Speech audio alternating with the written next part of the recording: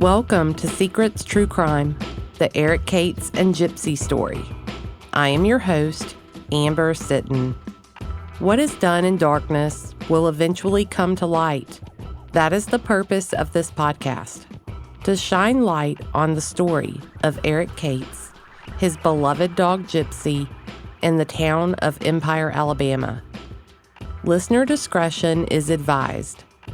The subject matter may involve violence, sexual content, murder, and adult themes. It is not suitable for younger listeners.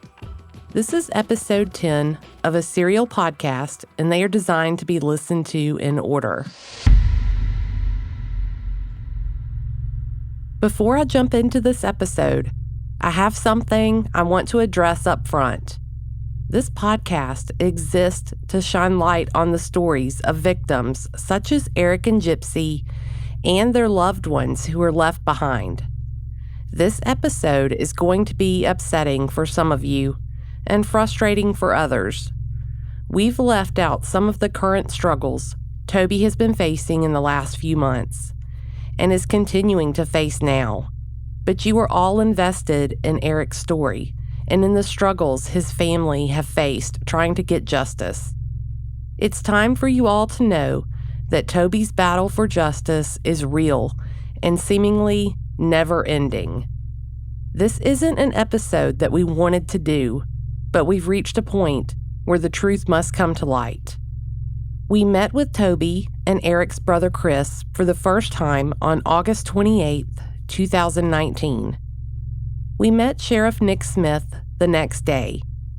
In our initial meeting with Sheriff Smith, he shared Eric's toxicology results with us. It is overdose level, 3 times. While she made repeated requests for the toxicology results, no one had shared this information with Eric's mother in the 4.5 years since his murder. When I told her, she wasn't surprised by it. She'd actually made those persistent requests because she suspected that's what the toxicology results would reveal.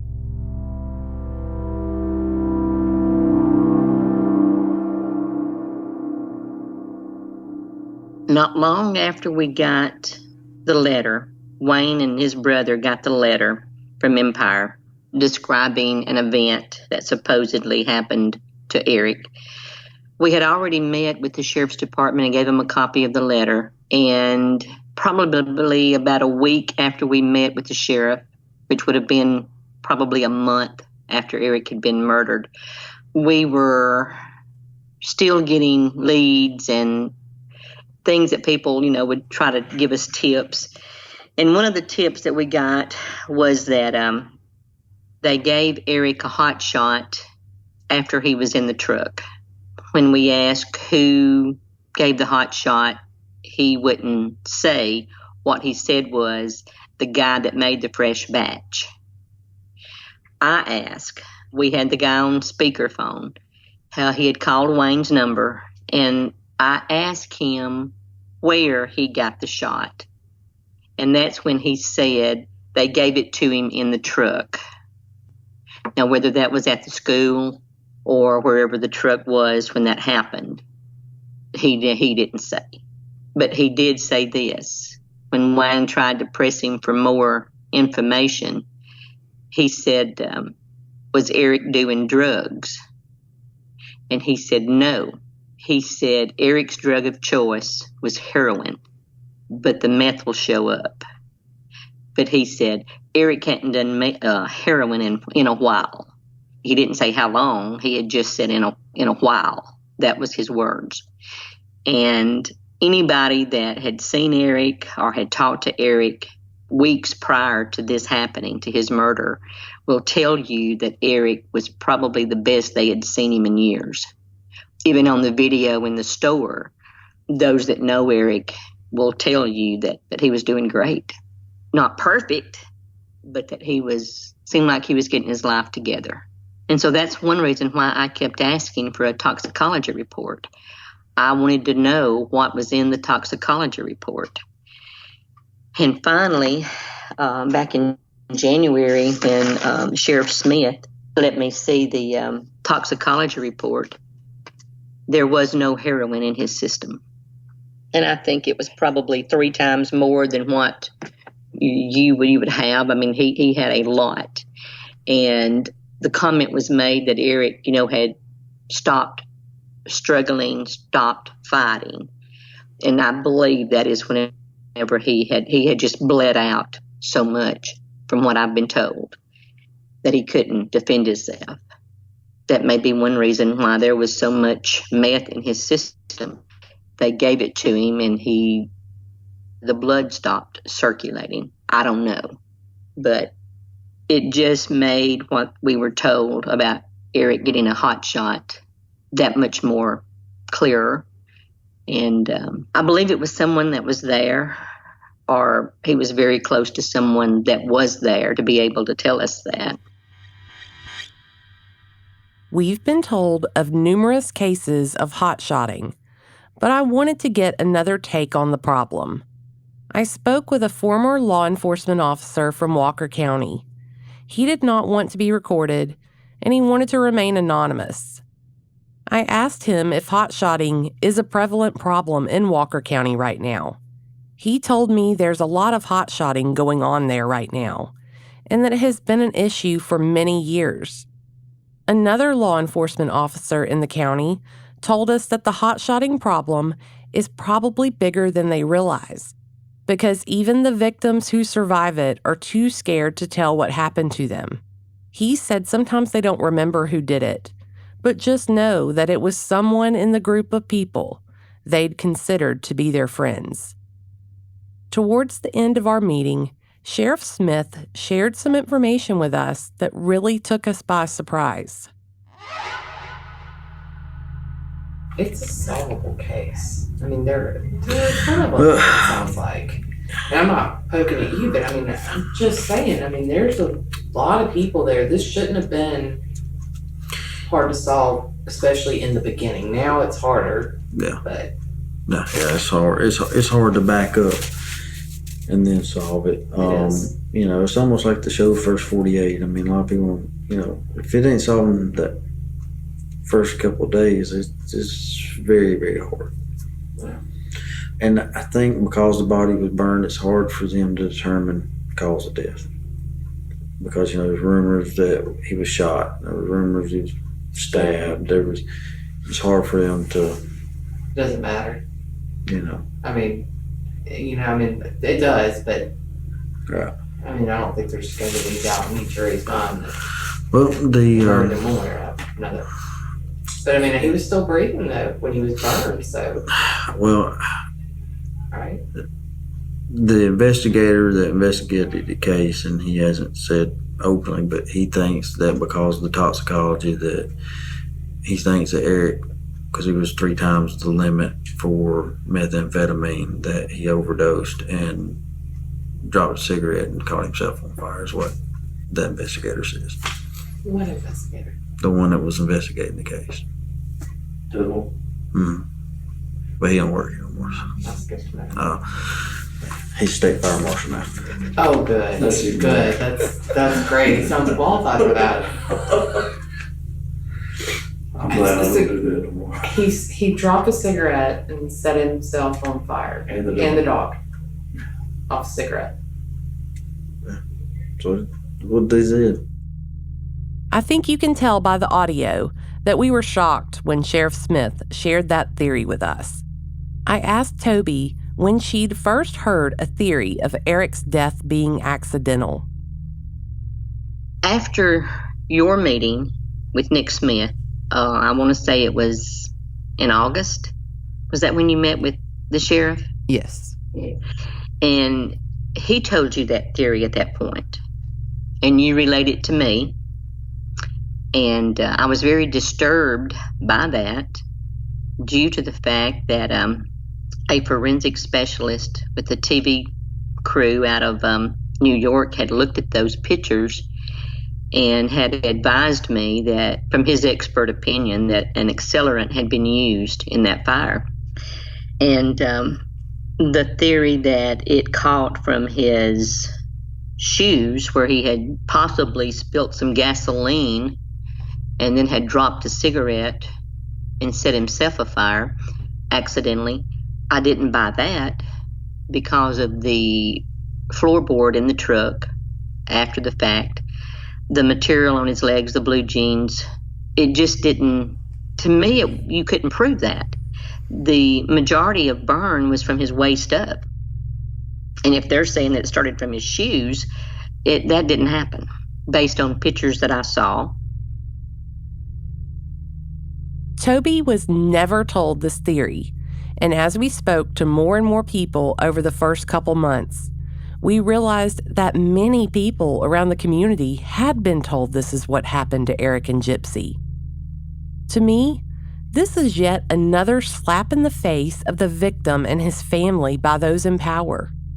If this was a viable theory, which it's not, then law enforcement or the district attorney's office, or better yet, both of them, should have had that conversation with Eric's family.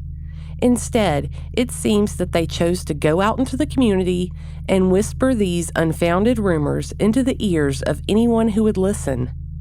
Even Tanya mentioned this theory to us in our first interview with her.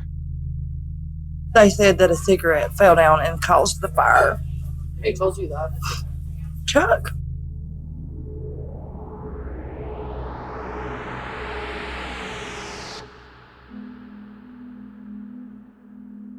Sheriff Smith also told us this theory originated with Chuck Tidwell, but we have some doubt that all of the credit goes to Chuck for this. Nick said, it's what they said. Who is they? I received an anonymous call from a man who claimed to be either current or former law enforcement at the Walker County Sheriff's Office. He told me he helped work Eric's case some, and the inside knowledge he had of the case made his claim quite credible. He wouldn't give me consent to record him, and he wouldn't reveal his name. He told me that this theory didn't originate with Chuck Tidwell. He told me the origin of the accidental theory was the district attorney's office. We don't know where the theory came from. Time will tell. We do know the theory is bogus. Eric did struggle with addiction, but Eric's drug of choice was never meth. Beyond that, where were Eric's keys? If Eric accidentally started this fire as he sat behind the wheel of his truck, wouldn't you expect the keys to be in his truck? How would Eric's truck be parked in the center of a large mud hole, with him and Gypsy both in it without the keys? What happened to the hat he was wearing? There were fragments left of his clothing, so why would his hat be different? What happened to his necklaces that were hanging from the rearview mirror and in his ashtray? Sure, the fire could have damaged them some and even potentially melted them. We don't think the fire was hot enough to melt the metal, but if it had, the metal wouldn't have evaporated into thin air. The necklaces would have been found. What happened to Eric's knife that was in his truck? The knife he had used earlier that very day. The reality is that Eric and Gypsy were found burned to death in Eric's truck. The ashtray was found ajar, no keys in sight, his valuables were missing, the door to his gas tank was open, and the gas cap was not on. If the cap was ever found, no one has ever shared that information with Tobbie. Another detail that goes along with this theory is that the accelerant for the fire was gasoline that Eric accidentally got on his boot when he was pumping gas earlier in the night. The surveillance video doesn't reveal anything to give credence to this theory, but there's one other major problem that we see with it. For that theory to hold true, the fire would have had to have started in the floorboard of the truck. All indications point to the fire starting in the seat. Eric's boots and lower legs had very little fire damage and were mostly intact. If the fire started by a cigarette coming in contact with an accelerant in the floorboard or on Eric's boots, you would expect that these areas would have sustained much greater damage from the fire than they did. There is one more huge issue with this theory, and my anonymous law enforcement caller was kind enough to point it out to me. According to him, they have witnesses and surveillance footage that indicates Eric pulled into Perry Selman's yard and never left again. After Sheriff Smith shared his theory with us, I became more and more concerned with it. Would this ridiculous and unsupported theory in the case file be an obstacle to obtaining the justice that Eric and his loved ones deserve? I brought it up a time or two with Sheriff Smith when I spoke with him on the phone. He told me to not worry about it. I had the clear impression that he didn't believe in this theory either. He told me that their investigation would clear up any questions about the accidental theory. In August 2019, during my very first conversation with Tobbie, she mentioned she'd had some difficulty getting anything done on her case with the prior administration at the Walker County Sheriff's Office. Then she told me about Nick Smith. Nick and Tobbie met during his campaign for sheriff. In July 2018, candidate for Walker County Sheriff Nick Smith made a Facebook post about Eric Cates. It was a photo of Smith, his wife, and Tobbie. Part of the post he made read, "Along with assigning a cold case detective to Eric's case, I plan to appeal to Aaliyah for assistance from their top investigators as well, along with any assistance from neighboring counties we may need." Nick Smith was elected sheriff of Walker County, and he took office in January 2019. Tobbie had hope and faith for the first time since shortly after Eric and Gypsy's murder. In February 2019, there were numerous news stories announcing that Aaliyah, or often referred to as the State Bureau of Investigation, or SBI, was reviewing Eric's case. Sheriff Smith told the Daily Mountain Eagle that the case files for Eric's case had been turned over to the SBI. This same information was reported by AL.com, ABC 3340 News, and WVUA 23 News. Each piece of news coverage stated that Eric's case files had been turned over to the State Bureau of Investigation. In March, Sheriff Smith confirmed directly to Tobbie that the SBI had Eric's case files. When we met with Tobbie for the first time, she was expectant and reassured because Sheriff Smith was now in office and he had the SBI working Eric's case. According to Tobbie and the news coverage, the SBI had been on Eric's case for almost 7 months. We did ask Tobbie if she had spoken with an investigator from the SBI, and she stated she had not heard from them yet. We met with Sheriff Smith the next day, and one of our first questions was about the SBI involvement. One thing that I would do if I was elected, and that would be contact the state and have the state come in and kind of review where the sheriff's department was at on the case and let them kind of take the investigation from there. I asked Tobbie when she first spoke to Nick about the SBI's involvement in Eric's case. Nick Smith told me back in March of 2019 that he had met with the SBI and that they had been given a copy of Eric's case file. And of course, I was glad that he had followed through with one of the promises that he made me. And Nick Smith never made me the promise that he would solve Eric's case. The only thing that he had promised me was that if he was elected, that he would get outside help. He would get other eyes to look at the case and see if he couldn't help in that manner. And, from my talks with Nick after he was elected and got into office, to my knowledge, he never looked at Eric's case file. I think he may have looked at a few pieces of paper or a document or two, but he has told me that he has never looked at Eric's case. And I understand. it's just like he's told me, Nick Smith told me, that this case had been screwed up from the very beginning. It had not been worked like it should from many different angles. And he wanted to get it out of his lap.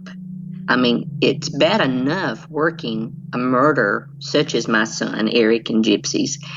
But to come along, 4 years later and have to start in the beginning, having to look and see what they've already done, what they didn't do. And it's like he told me, there was so much not done in the beginning that should have been done. It makes it harder on this case.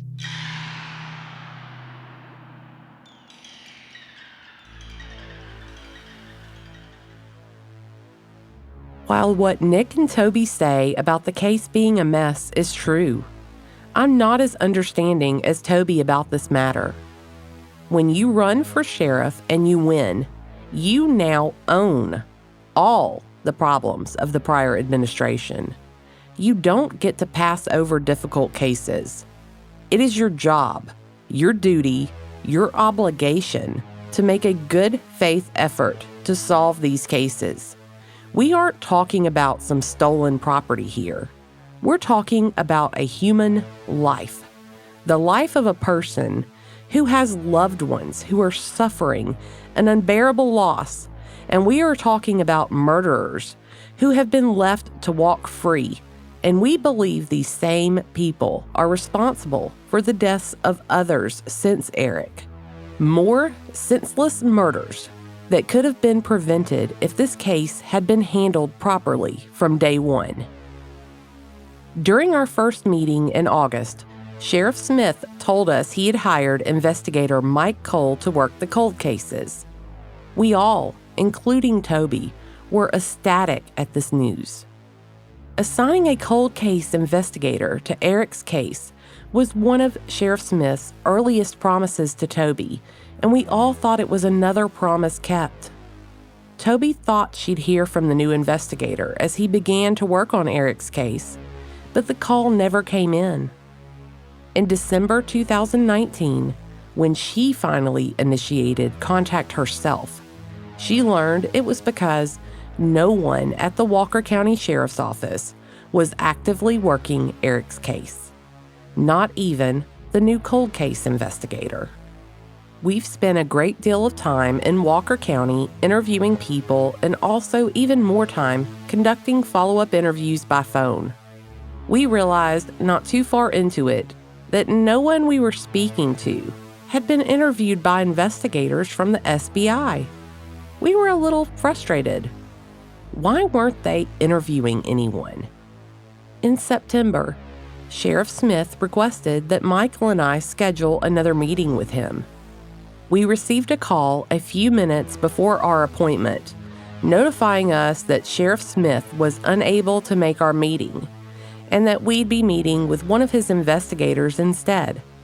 We met with investigator Mike Cole, and one of the first things he told us was that the Walker County Sheriff's Office was not the only investigating agency involved in Eric's case.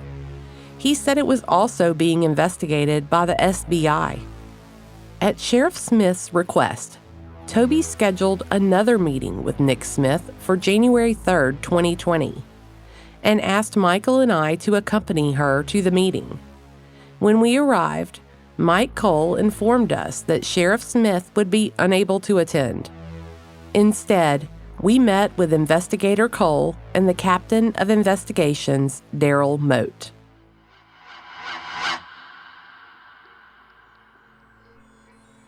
It came as a shock to me. Nick Smith had scheduled a meeting with me on January the 3rd to bring me up to date on some things about Eric's case. And I had asked numerous times to see the autopsy report, to see the toxicology report, to no avail. A couple of things that I had asked about previous statements that I wanted to confirm that what they were telling me now was what they had stated back in their original statement back in 2015. So we were going to that meeting, on January the 3rd with anticipation of getting that information. This was about the third time that I had asked to see it through Nick.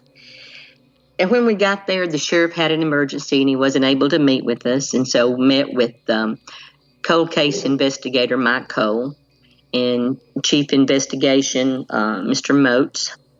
And during that meeting, they were, I guess, blindsided about giving me the answers that I had previously asked Nick for about the autopsy and about the toxicology report and statements. And they were, very upfront and refused to tell me anything.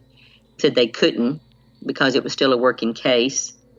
And during those conversations where I had been told that the SBI was actively working the case, I asked Mike Cole if he had heard from the SBI. He had not. And he and Mr. Moats assured me that SBI had Eric's case file, the original. And I informed both of them that that is not what Nick Smith told me. That Sheriff Smith had told me that they had gotten a copy of Eric's case file and was going to look at it and assist if they could. That they didn't just take cases, they assisted. And so I was a little worried, and I kept telling myself, something's not right here. You should have been calling the SBI, following up.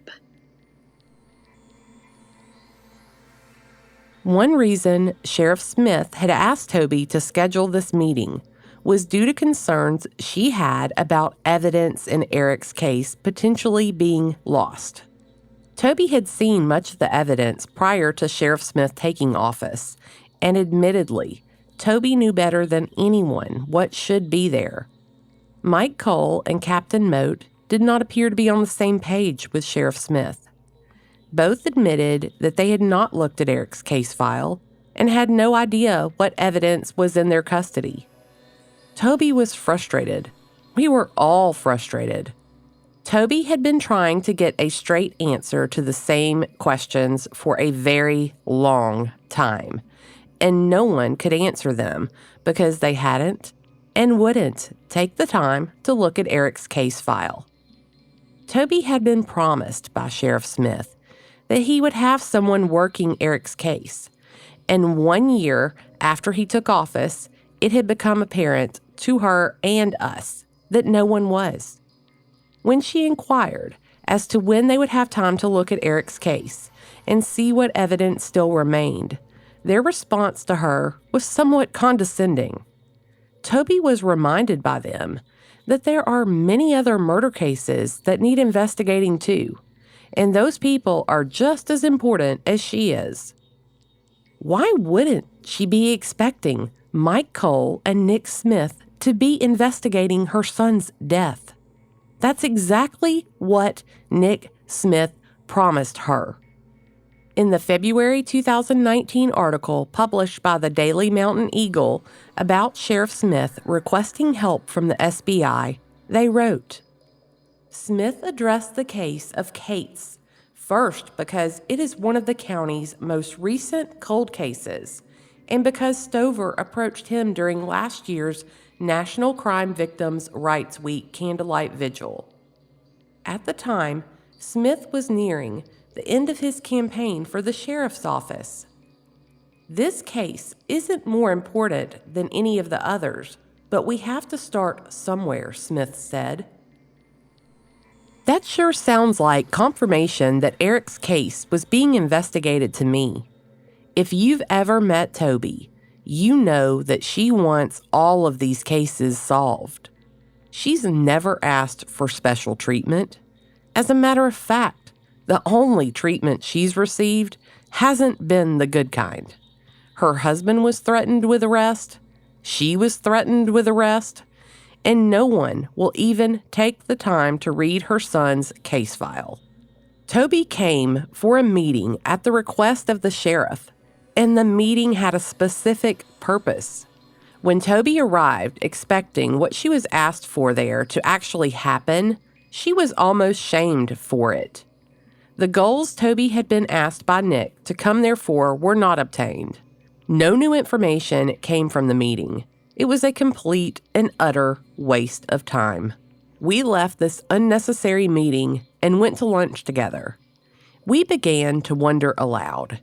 If the SBI has the case file and are supposedly involved in investigating Eric's case, why aren't we finding anyone who's seen them around Empire? And why aren't we hearing of even one single person they've spoken with?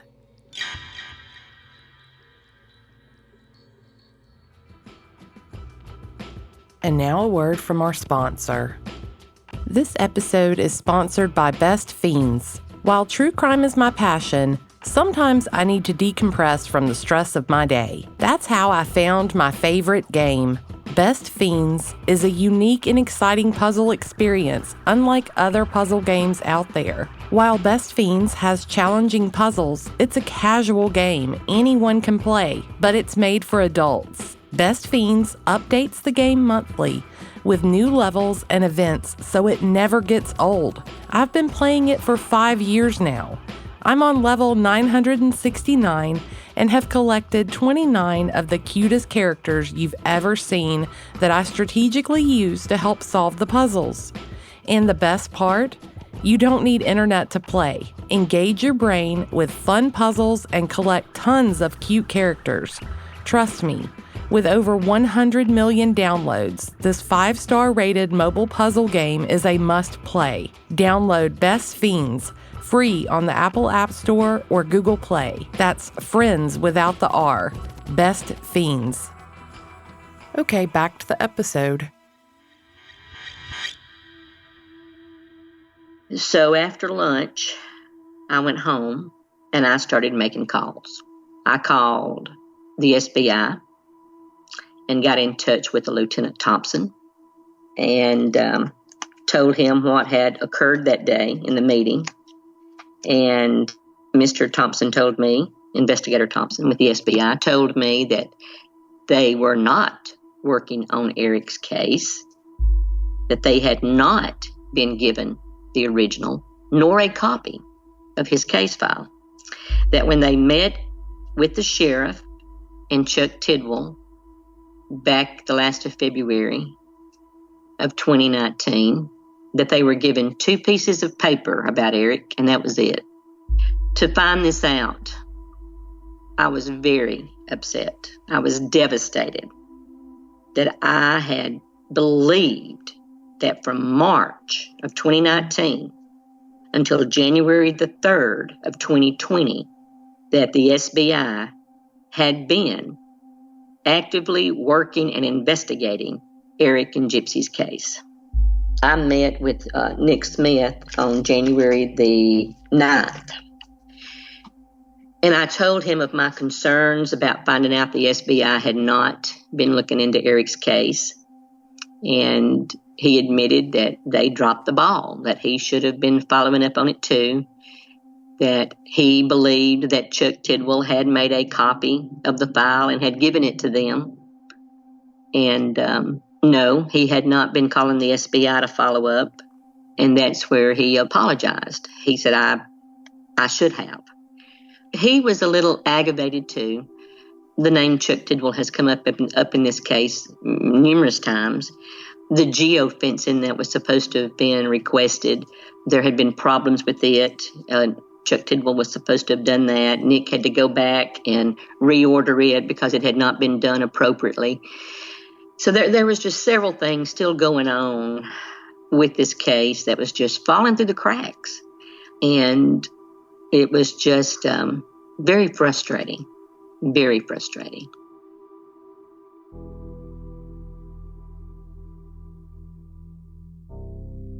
In the last 30 days, another rumor and theory has shown its face. I began to receive messages from Walker County residents who had no direct or indirect connection to Eric's case. Many people from the community have asked me if Eric committed suicide. As my conversations with these people progressed, they provided more and more details that they were given. At least one claimed that a gun was found in Eric's truck and that they had been told by someone from the sheriff's office that Eric shot his own beloved dog and set himself on fire. These people said they'd been told that Eric's mom knew the truth about what happened to him, but that she just wasn't willing to accept it. I was stunned by these rumors, and judging by the number of people contacting me, the rumor was becoming fairly widespread. Tobbie was as shocked as I was about this new rumor. She was almost certain that a gun was not found in Eric's truck. Eric didn't carry a gun. She called Mike Cole and Nick Smith both to inquire about a gun being found in Eric's truck, and both confirmed that they were not aware of a gun found in his vehicle. She mentioned to Sheriff Smith that people were claiming this information came from those inside his office, and he told her that he just didn't believe that that was true.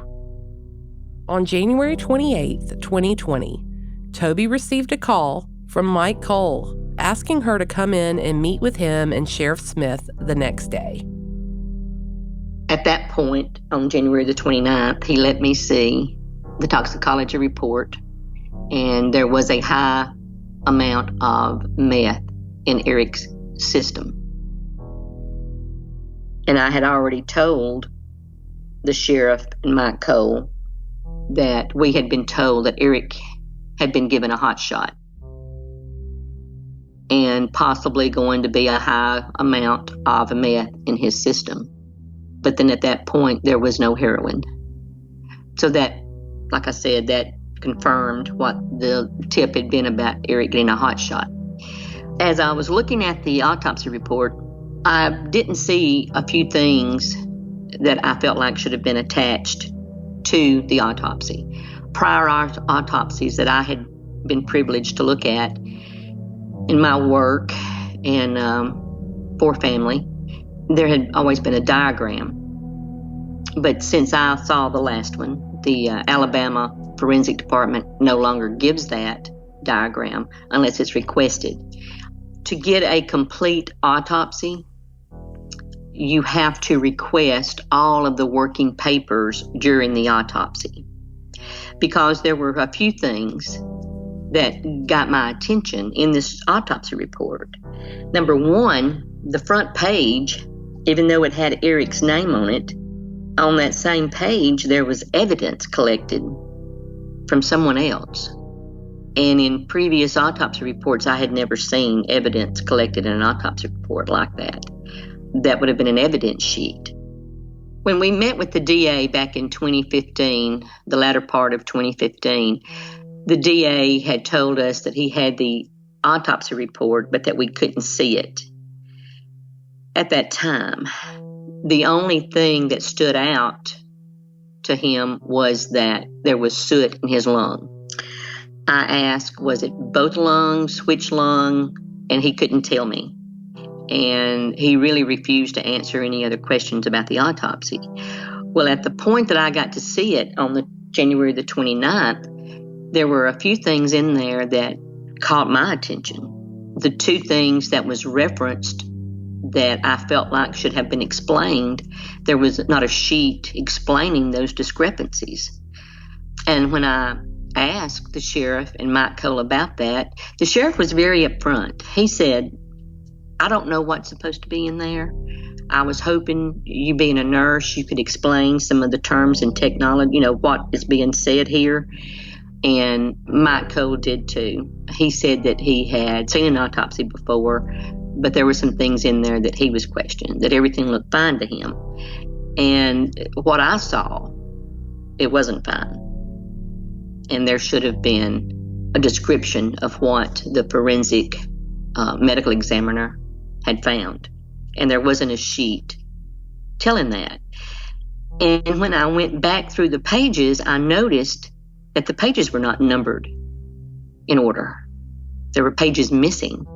In my opinion, I was not looking at a final autopsy report, a conclusive report. And when I voiced that concern to the sheriff and to Mike Cole informed me that that is was a completed autopsy.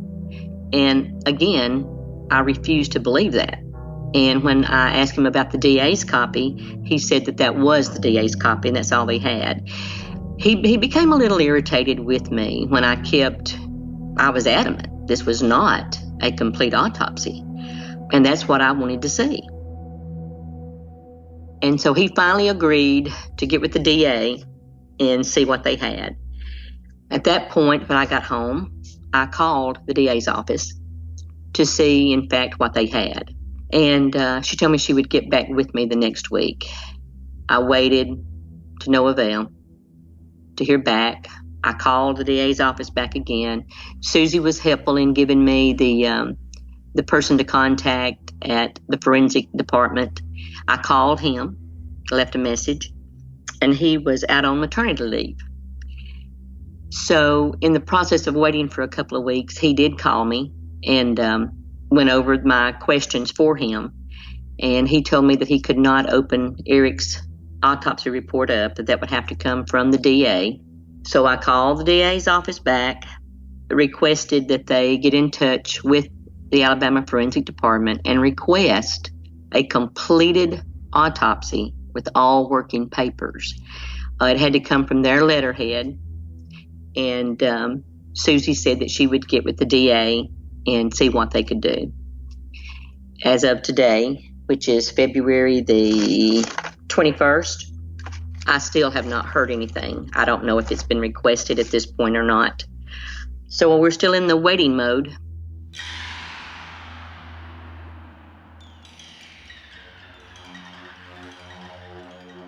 It was during this meeting that Tobbie realized that suicide theory probably had originated from the sheriff's office.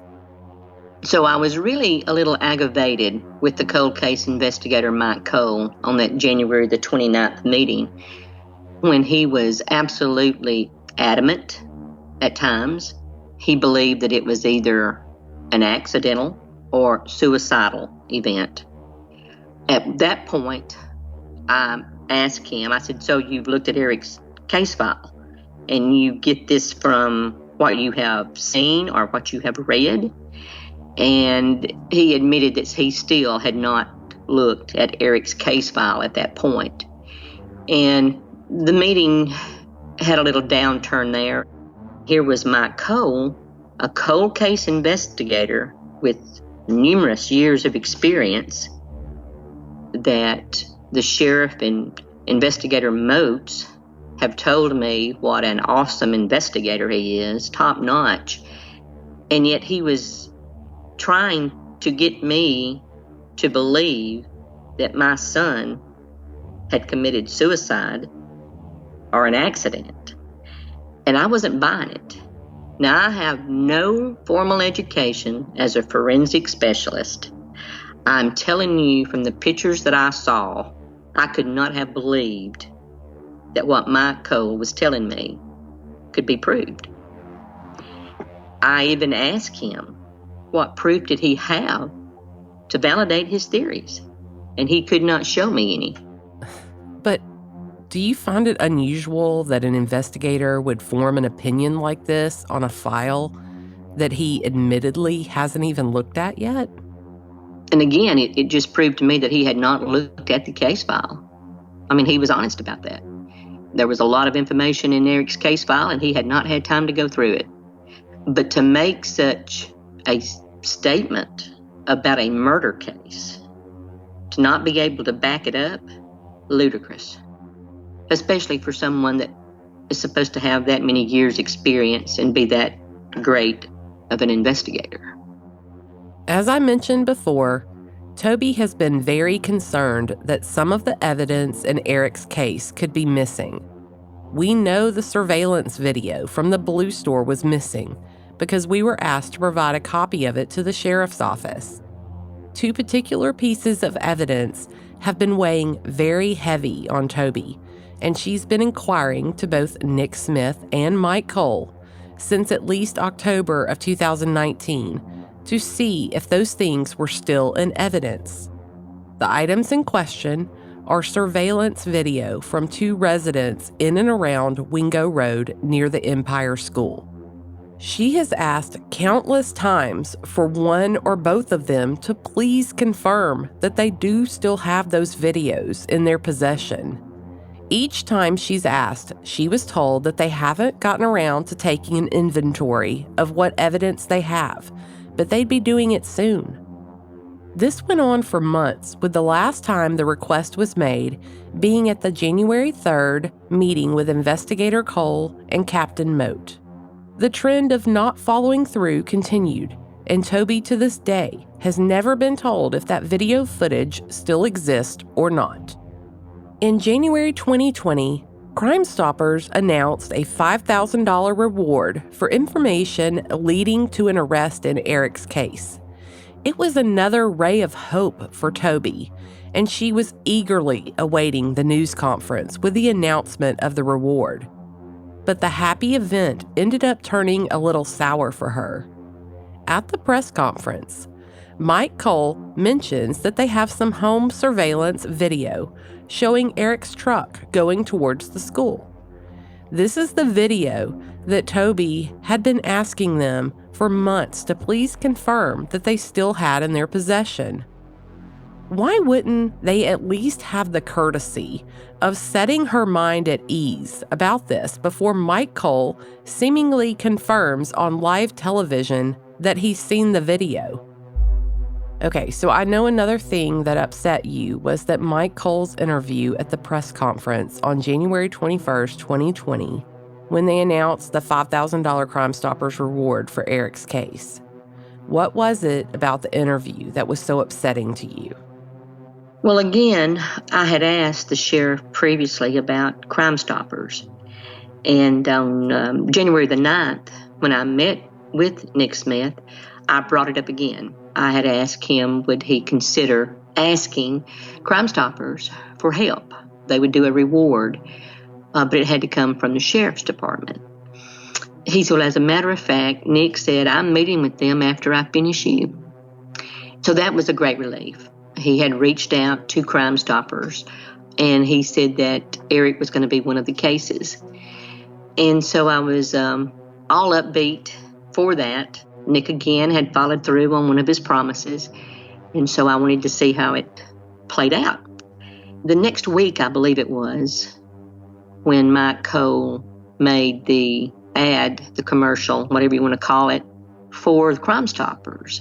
And in that clip, Mike Cole said that on surveillance video that he had, that it showed only one vehicle going in, and I was really just dumbfounded.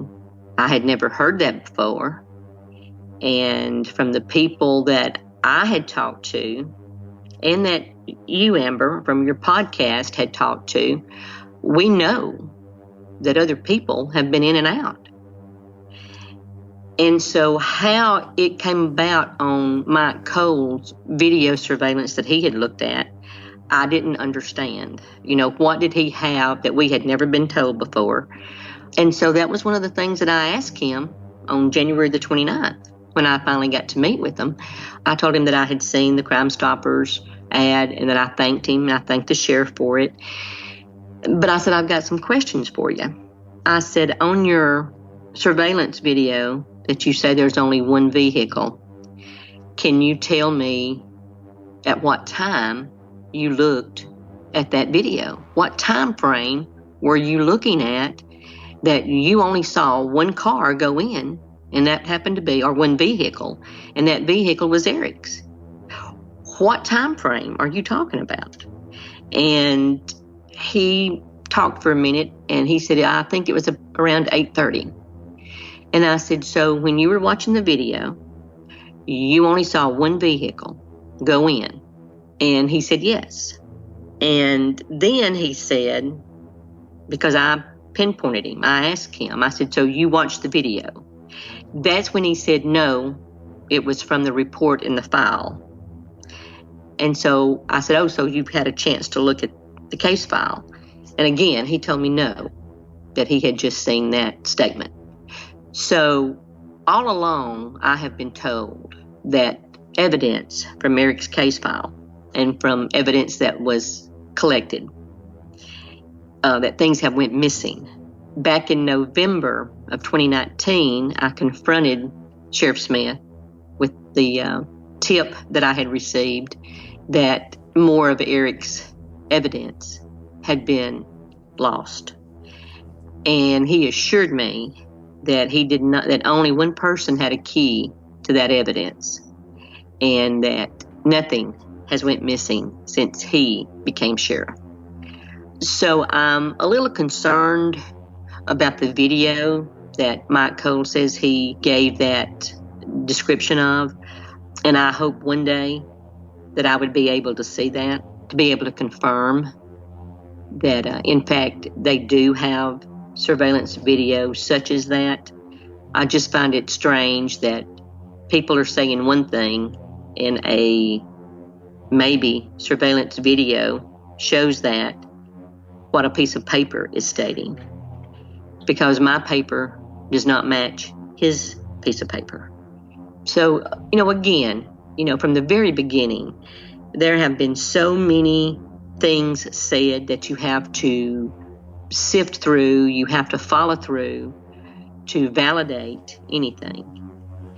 And to me, if I was in Mike Cole's place, knowing how much has been destroyed, I guess, not collected, before I gave a statement claiming that only one vehicle had went through, I would want to have that video and I'd want to look at it for myself. I would want to be able to validate anything that I was putting out there because of the controversies around Eric and Gypsy's murder case.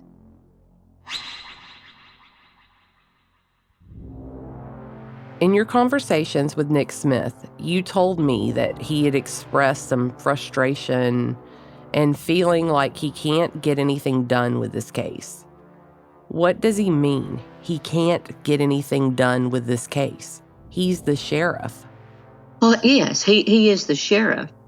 But to get a warrant or to get a case in court, you've got to go through the DA. And the DA, Bill Adair, has made it very clear that he doesn't want this case. When Wayne and I and Chris went to meet with Bill Adair with our concerns about the processing of the vehicle, no one had talked to the individual that had written that statement saying what happened to Eric. And I understand there's bits and pieces in there that are not true, but there's also bits and pieces in there that is true. And for that person that wrote that letter not to be brought in and given an interrogation and interviewed about what she had written, I mean, there's just so many things that went wrong in this investigation. And what concerned me was that Bill Adair understood our questions, and he understood how upset we were that things were not being done. But yet he has a team of investigators himself, and he is the one that will ultimately be taking this to a grand jury and before a jury and a judge. So personally, I would want to have every bit of information that I could possibly get if my intentions were to process this case. But when you don't send your investigators out to investigate a crime scene like this, a murder, and when you don't call the sheriff's department and say, I'm going to need more information. I need to know more about this case before I can prosecute what's going on. That never happened. So from the very beginning, we saw, Wayne, Chris, and I saw that Bill Adair had no intention of ever bringing this case to a courtroom. Tobbie's recent conversation with Sheriff Smith sure seems to support Tobbie's thoughts on the district attorney's willingness to work on Eric's case. Sheriff Smith told Tobbie that the district attorney has told them that until they can prove to him that Eric's death wasn't an accident or a suicide, they aren't doing any work on the case. Eric's family is going to need the continued support of the public to get over these obstacles that those who have been elected and hired to serve and protect keep putting in the path of justice. Despite all that you've heard here today, there is progress in the case, new developments, and good news that we will share with you as soon as we are permitted to do so.